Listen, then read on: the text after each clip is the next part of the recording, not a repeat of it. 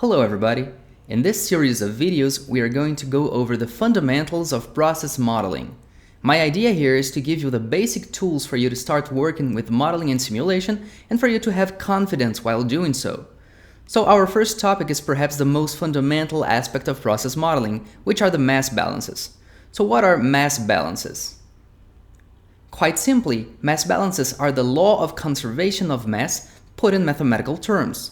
In fact, as we'll see later, all the balances that we're going to deal with in process modeling are nothing but the mathematical expressions of fundamental natural laws. Let's begin with an example. Imagine a certain region in space, here shown as the space contained in the dotted ellipse. We'll call it the control volume. Let's assume that initially there's nothing in it.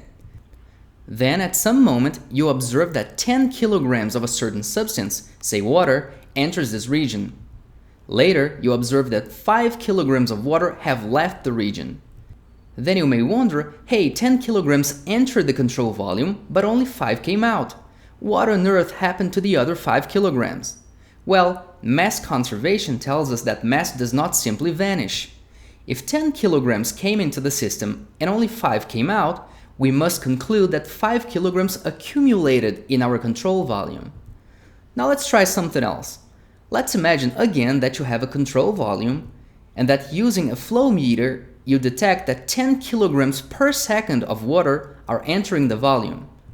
At the same time, using another flow meter, you measure that 5 kilograms per second of water are leaving the volume. Again, invoking mass conservation, 5 kilograms per second cannot vanish into thin air.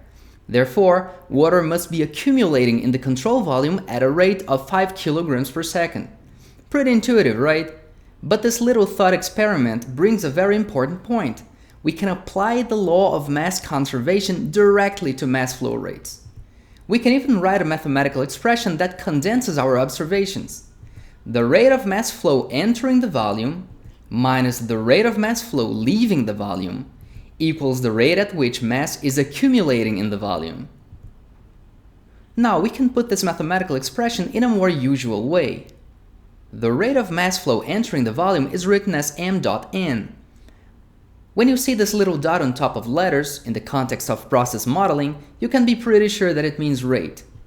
Likewise, the rate of mass leaving the system is written as m dot out. The rate of mass accumulation is the rate at which the total mass in our volume changes. In other words, it is the derivative of the total mass with respect to the time t. In this formula, m is precisely the total mass contained in the volume. And this equation is known as the mass balance equation. It is the basis of pretty much everything that we do in process modeling. In my drawing, I sort of implied that there was only one mass flow stream entering the volume and only one stream leaving it, but that didn't have to be the case. We could have as many inlet streams and as many outlet streams as we'd like. The mass balance expression would be basically the same, except that we'd have to sum over all inlet mass flow rates and over all mass outflow rates. Okay, now let's do a quick application example. This is a classical problem known as the leaky tank. Let's suppose that we have a tank partially filled with water. Initially, the water column has a height h, and there's also a valve. This valve is partially open, so water can leak out from the tank. What we're gonna do here is try to find an expression relating the water column height h with time t. Notice that, since the valve is partially open, water is going to leak, and our height h should go down. Okay, so how do we start? We start by drawing a control volume around our tank. Now, let's write the mass balance expression that we derived just now. Let's take a look at its terms. There's no water being fed to our system, which means that the first term of this equation is equal to 0. A more interesting variation of this problem has water being fed to the tank as well. If you're interested, go check out my blog in the description below. There I give this content a more careful and thorough explanation. The second term of this equation reduces to a single mass rate term, since there's only one pipe from which water can escape. So this is the expression that we're left with for now. Okay, time to make some assumptions. Let's imagine that the mass flow rate is proportional to the water column height. This turns out not to be a terrible approximation if your water column is not too high. For simplicity, we'll suppose that it holds true. Substituting it in our expression above gives us this formula. Hey, look at that, h showed up in our expression. That's good because remember that we want to express h as a function of time. Now we need to express the right-hand side as a function of h. Can we do that? Yes, we can. Notice that the water mass in the tank is equal to the water volume times the water's specific mass. And since our tank here has the shape of a cylinder, its volume is simply equal to its cross-sectional area A times h. Great! Substituting for the mass in the mass balance, we get this formula. Assuming that the specific mass and area do not vary with time, we can take rho and A out of the derivative.